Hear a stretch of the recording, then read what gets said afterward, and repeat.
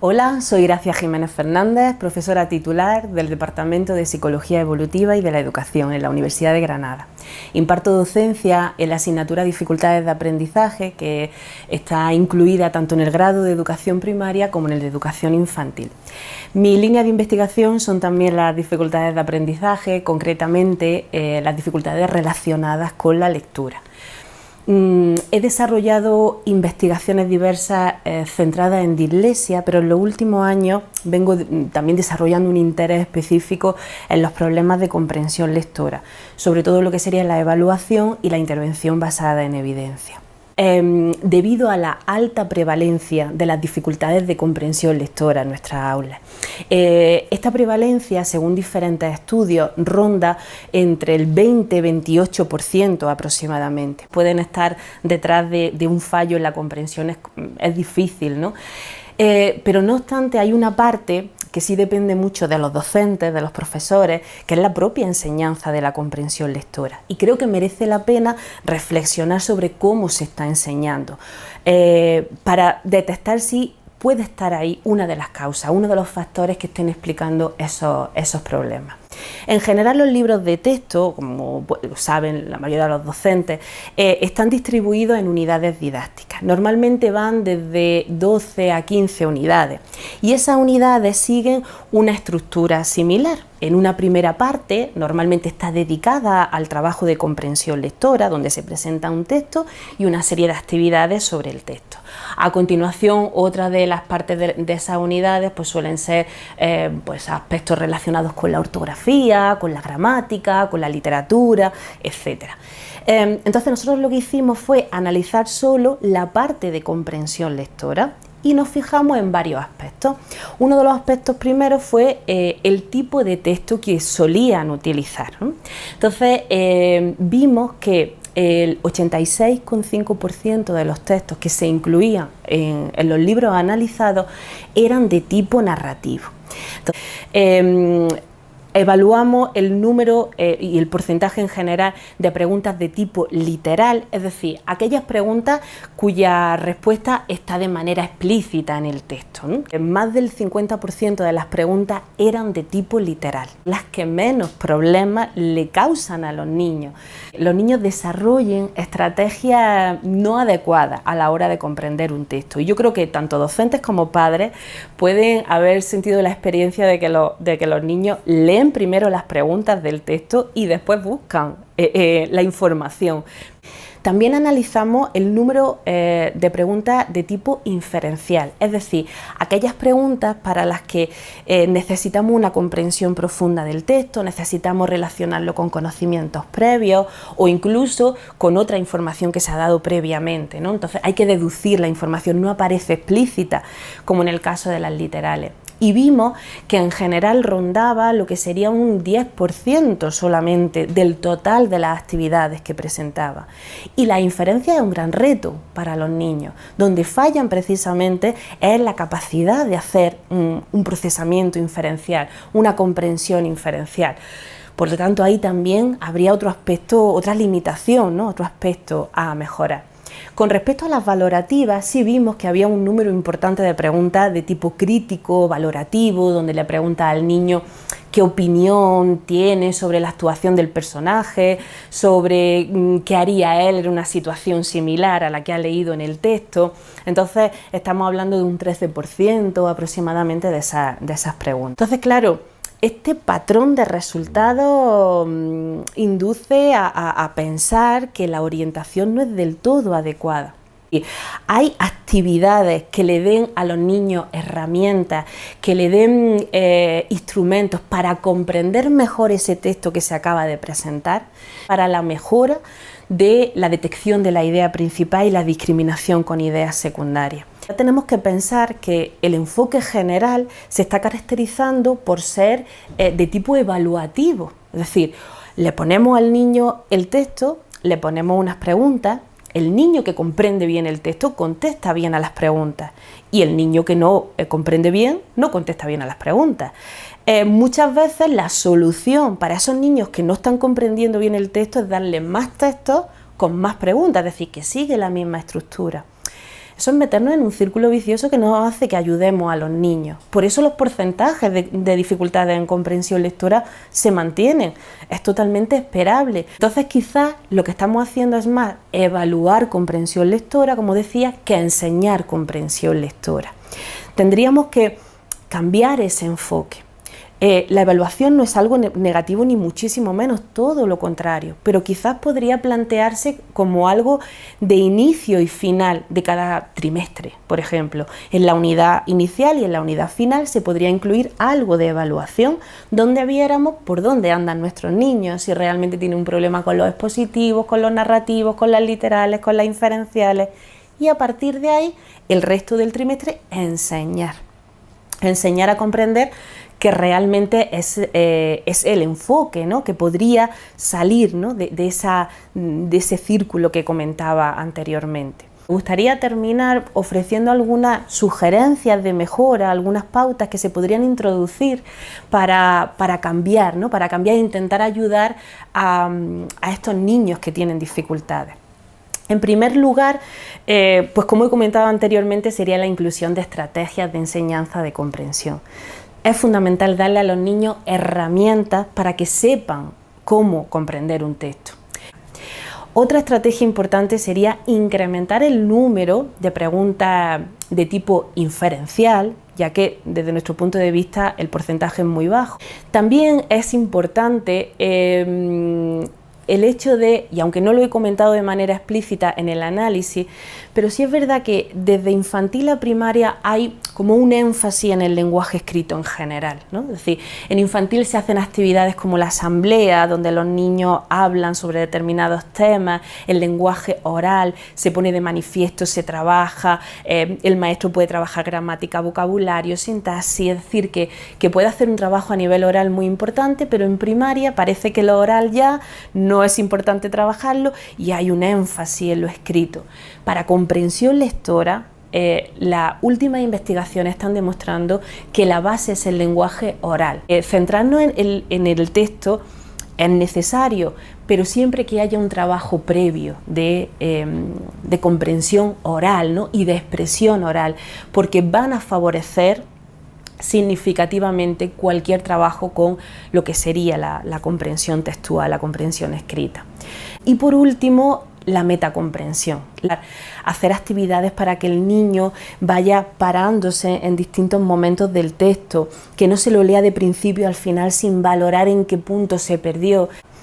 Y nada más, para finalizar me gustaría agradecer la invitación a la asociación. Hola, soy Juan Cruz Ripoll, soy orientador escolar y profesor de apoyo en el Colegio Santa María la Real de los Hermanos Maristas de Sarriguren, al lado de Pamplona. Y aquí tenemos este fantástico gato, el gato con 4 patas que os prometí, que es el gato de la lectura, que se sostiene sobre 4 patas. Estas patas son la descodificación, la comprensión del lenguaje, la motivación, los intereses, los procesos afectivos y el texto que estamos leyendo. La descodificación es simplemente leer correctamente y leer con fluidez, es decir, leer sin equivocarse, leer con una velocidad y con una entonación adecuadas. Luego tenemos la comprensión del lenguaje, que es todo lo que tiene que ver con el vocabulario, con los conocimientos, con la capacidad que tiene el lector de aportar más información que la que hay en el texto, lo que llamamos hacer inferencias, con las estrategias de lectura. Todo eso sería el ámbito de la comprensión del lenguaje. Con la pata de la descodificación. Habíamos dicho que la descodificación tiene 2 grandes componentes, que son la precisión de la lectura y la fluidez. Y para estos 2 componentes tenemos 2 intervenciones que han mostrado ser muy eficaces. Tenemos la lectura asistida para trabajar los problemas de descodificación y tenemos las lecturas repetidas para trabajar las dificultades en la fluidez o para mejorar la fluidez, aunque no haya dificultades. ¿Qué es la lectura asistida? La lectura asistida pues, es leer con la ayuda de un buen lector, de un lector competente. Este lector competente puede ser un padre, puede ser un profesor, pero también puede ser un compañero. Puede ser un compañero de clase que lea mejor que tú, porque hay programas de tutoría entre iguales en los que se trabaja entre compañeros, en parejas o en pequeños grupos. ¿Qué hace este asistente? Pues hace varias cosas. Por ejemplo, da ejemplo, es decir, sirve como modelo de lectura. Esto se lee así, escúchame leer, le da una referencia al alumno de cómo tiene que sonar el texto. Corrige errores. Cuando el alumno con TDAH o con dificultades de lectura lee y se equivoca, pues el asistente le dice cómo tendría que haber leído eso para que lo vuelva a intentar y lo haga mejor. Una cosa muy importante que en otras intervenciones igual no se hace, que es que controla la velocidad, porque muchas veces los errores de lectura vienen dados por leer más deprisa de lo que puedes. ¿Por qué los niños con problemas de lectura leen más deprisa de lo que pueden si leerían mejor haciéndolo despacio? Pues porque tienen que mantener su imagen. Es decir, en clase tratan de leer a la misma velocidad que sus compañeros, porque si no ellos mismos se sienten como incompetentes, como malos lectores. Sí que se puede controlar la velocidad y eso muchas veces simplemente es el hecho de reducir la velocidad del que está leyendo, ya disminuye los errores de lectura. Luego ya tendremos las lecturas repetidas para mejorar la velocidad de lectura. Y hay otra función del asistente que es la de motivar, reforzar, elogiar, decir, lo estás haciendo bien, ánimo, has leído bien, esta era difícil y lo has hecho bien, ir dando esos mensajes positivos. He hablado de las lecturas repetidas para trabajar la fluidez y aquí nos encontramos con un problema. Lecturas repetidas. Repetido suena a aburrido. Los niños, una vez que han leído algo, volver a leer lo mismo les parece un rollo. ¿Y qué nos pasa? Que tenemos una intervención buena, que está documentado, que es una intervención eficaz, la de las lecturas repetidas, pero que a los niños no les gusta. No les gusta pues, por lo que acabo de decir, porque parece aburrido eso de leer una y otra vez lo mismo. Y en la intervención de lecturas repetidas lo que hacemos es el alumno la lee, luego yo se la leo a él, le digo, mira, escúchame cómo la leo yo, a ver si lo puedes hacer igual que yo, la leo con la mejor entonación que puedo, y el alumno la practica unas cuantas veces y vuelve a repetir hasta que le sale algo parecido a lo que yo he hecho. Y otra intervención que estamos utilizando ahora bastante, muy interesante, es esta, hecha con Katamoch. Katamoch es un programa que hace pocas cosas, es software libre, o sea, cualquiera puede buscarlo y descargarlo y utilizarlo, y de las pocas cosas que hace, pues una es proyectar el texto en la pantalla y hacer que vaya desapareciendo. Hace poco, pero lo hace bien, porque este desaparecer del texto nos permite graduar a qué velocidad desaparece el texto. Entonces ahí hacemos un pequeño reto en lecturas repetidas, que es, vale, si tú eres capaz de leer este texto antes de que haya desaparecido, vamos a ver si eres capaz de hacer lo mismo, pero a más velocidad. Vamos a ver hasta qué velocidad eres capaz de llegar. Y ahí creamos una especie de tensión, de juego, de reto, en el que los alumnos pues, intentan cumplir objetivos, a ver si soy capaz de hacerlo a tantas palabras por minuto o a ver hasta cuánto soy capaz de llegar, y van leyendo el texto una y otra vez. Logramos hacer que estas lecturas repetidas sean interesantes para el alumno. Vamos con la segunda pata de la comprensión, y aquí durante mucho tiempo hemos tenido un serio problema en la pedagogía, que era que no sabíamos qué hacer para mejorar la comprensión lectora. Ya sé que suena raro eso de que no supiéramos qué hacer para mejorar la comprensión lectora, pero si nos ponemos a pensar, durante mucho tiempo poco más hemos hecho que recomendar a los profesores o a las familias cosas como que lea y luego hazle preguntas. No es una mala actividad leer y que te hagan preguntas, pero a mí me crea ciertas dudas. Está bien, posiblemente el alumno lee con más atención si sabe que le voy a hacer preguntas, pero esas preguntas a mí me permiten saber si el alumno ha entendido o no ha entendido, pero al alumno realmente le hacen entender más de lo que está leyendo. Tengo serias dudas, bueno, ahí queda, lo de leer y responder preguntas es una más. Afortunadamente, ahora tenemos más cosas que se pueden hacer. Y a ordenar el texto. Esta es muy común, sale muchas veces en los libros de texto, cuando se trabaja comprensión lectora, te dan varias partes del texto para que las ordenes, para que vuelvas a reconstruir el texto. Y otra cosa que podríamos hacer sería utilizar la técnica CLOCE.